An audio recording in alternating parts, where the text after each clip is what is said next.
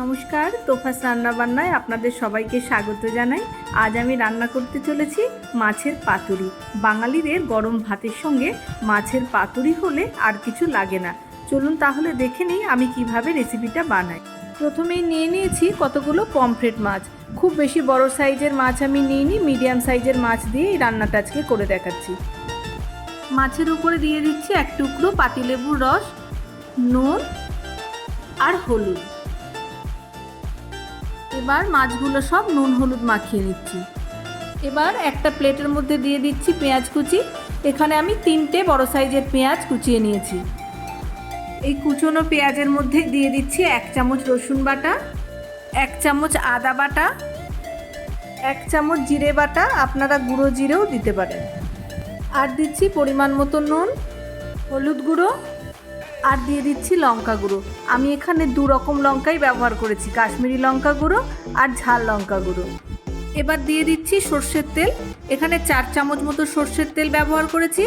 আর মশলার সাথে খুব ভালো করে পেঁয়াজগুলো মাখিয়ে নিচ্ছি। মশলা যত ভালো করে মাখানো হবে রান্নার টেস্ট কিন্তু ততটাই ভালো হবে। ঝালটা আপনারা আপনাদের টেস্ট অনুযায়ী দেবেন, তবে এই ধরনের রান্না একটু ঝাল বেশি না হলে খেতে ভালো লাগে না। দেখুন আমি কিন্তু খুব ভালো করে মেখে নিয়েছি। এবার মাছের সাথে মশলাটা মাখিয়ে নিয়েছি। আর দিয়ে দিচ্ছি উপর থেকে কয়েক কোয়া ছাড়ানো রসুন। রান্নার পরে যখন ভাতের সঙ্গে রসুনটা মুখে পড়ে তখন খেতে খুব ভালো লাগে, আপনারা কিন্তু না চাইলে নাও দিতে পারেন। আর দিয়ে দিচ্ছি টমেটো কুচি। আর উপর দিয়ে দিচ্ছি কিছুটা ধনেপাতা কুচি। সবার শেষে উপর থেকে আরও 2 চামচ মতো সর্ষের তেল দিয়ে দিচ্ছি। এবার একটা তাওয়া গরম করে নিয়েছি আর ওর উপরে মাছের পাতাটা খুব সাবধানে বসিয়ে দিচ্ছি। আপনারা নিশ্চয়ই খেয়াল করেছেন আমি মাছের পাতাটা একটা থালার উপরে বসিয়ে রেখেছিলাম, যাতে তাওয়ার উপরে আমি এইভাবে মাছের পাতাটা বসিয়ে দিতে পারি।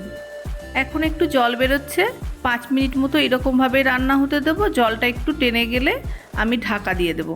উপর দিয়ে একটা পাতা ঢাকা দিয়ে দিয়েছি আর একটা থালা আবারও পাতার উপরে চাপা দিয়ে দিচ্ছি।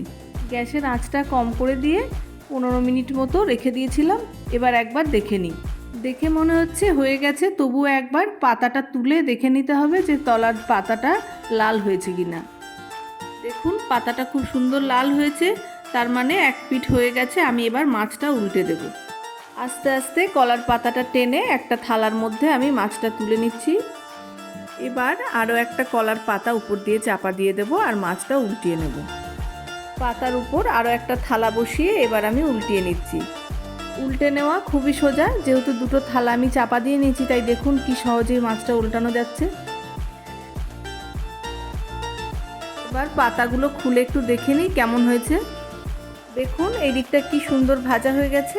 এবার উল্টে নেওয়া মাছটাকে আরও একবার গ্যাসে বসিয়ে দিচ্ছি।